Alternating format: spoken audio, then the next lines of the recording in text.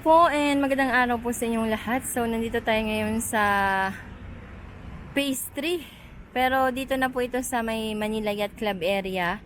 Mag-update lang po, pakita ko po sa inyo itong napakagandang CR, no? CR number 2. Dito po sa, located po ito sa Manila Yacht Club area. Ayan, no, napakaganda. Ayan, no, kung ano po yung ginanda yung CR number 1 doon po sa Phase 1, Dolomite Beach.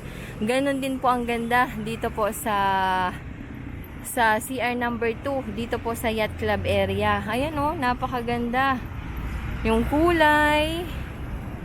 Tapos, ayan, oh, makikita nyo, public restroom. So, pero ano pa, hindi pa siya pwedeng gamitin, hindi pa kasi siya tapos kasi may mga inaayos pa. Like po ito dito sa may roof, itong sa may bubungan. Ayan, may mga inaayos pa dyan. Kasi ano to, solar panel to. So, ayan, antayin lang po natin kung kailan po ito bubuksan sa publiko. Napakaganda. Pakita ko lang po sa inyo. Ayan po, napakaganda. Ayan, so dito po, so hindi lang po napakagandang CR yung aabangan po natin dito sa may Yacht Club area. Kasi meron din pong gagawin ditong mini Dolomite Beach. At the same time, dito din po ninyo makikita yung souvenir shop. So, itong nakikita po ninyo na may harang na part, dyan po nakalagay yung souvenir shop dito po sa Manila Bay. So, hindi pa po siya natatapos, kaya may mga harang pa. Tuloy-tuloy po ang construction dito po sa loob. Kaya, antayin lang po natin once na binuksan po yan, ipapakita ko po sa inyo yung napakagandang souvenir shop po dito sa Manila Bay. Dito naman po ito sa may Yacht Club area. So ayan, so kung gusto nyo pong mamili ng mga pang souvenir, dito po matatagpuan sa may Yacht Club area. Dito po kayo pupunta. Pero sa ngayon tuloy-tuloy po yung pag-aayos. So update ko po kayo mamaya kasi dadaan po tayo doon mamaya kasi natatanaw po natin yung napakagandang bubong na. So yung bubong tapos na. So baka malapit na po yung matapos. So mamaya i-update ko po kayo. Pero pasilip ko muna sa inyo yung kapaligiran. Napakaganda dito po sa Baywalk area.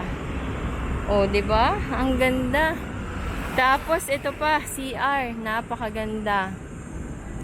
Then dito po sa loob, ayan po sa may Yacht Club area, dito po sa dulo na ng Phase 3. Dito po ginagawa yung mini Dolomite Beach. Ayan. So papakita ko din po yan sa inyo once na pwede na tayong pumasok at bubuksan na sa publiko.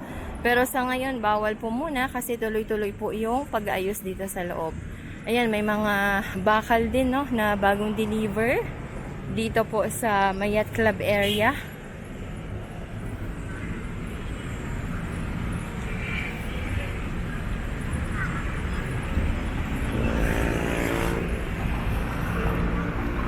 Tinatanggal na yung mga nanditong mga bakal.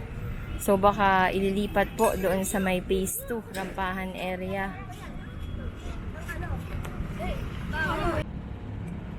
Ayan, so nandito tayo ngayon sa Yacht Club area. Makikita nyo, no, dito po sa dulo na ng Phase 3. Ito po yung gagawing mini Dolomite Beach po dito sa loob. O diba, napakaganda na. Dahil nalagyan na po ito ng gray sand. So kulang na lang po ang ilalagay dito white sand, so yung Dolomite sand. So abang-abang lang po tayo kasi once natapos po itong mini Dolomite Beach po dito sa loob, napakaganda.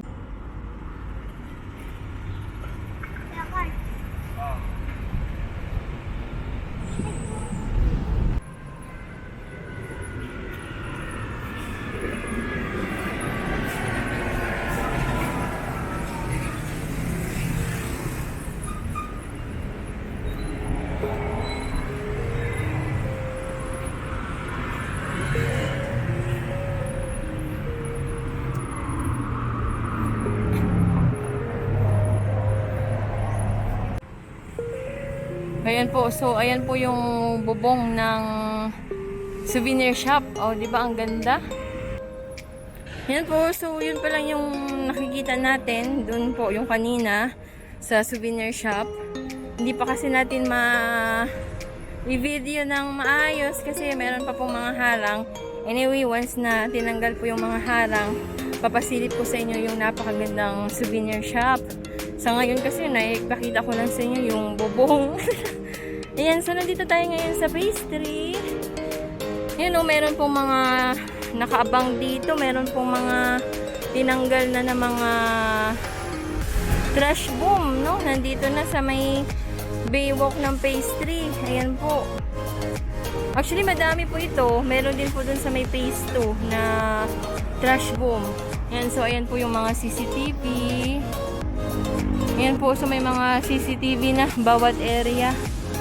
Oh, ayan. Ito yung baywalk.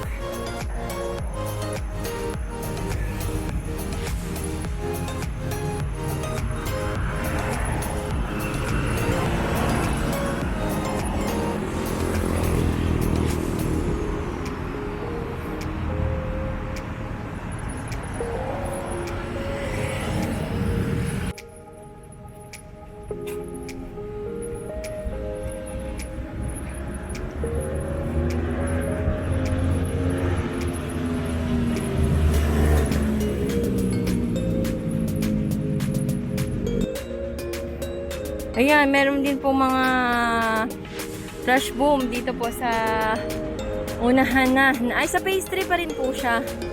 Ayan o, meron din po dito na mga trash boom. Mga nakaabang na ng mga trash boom.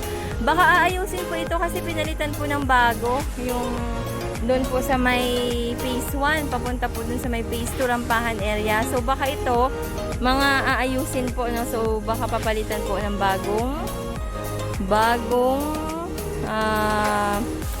anong tawag dito? Bagong lagayan. Ayan.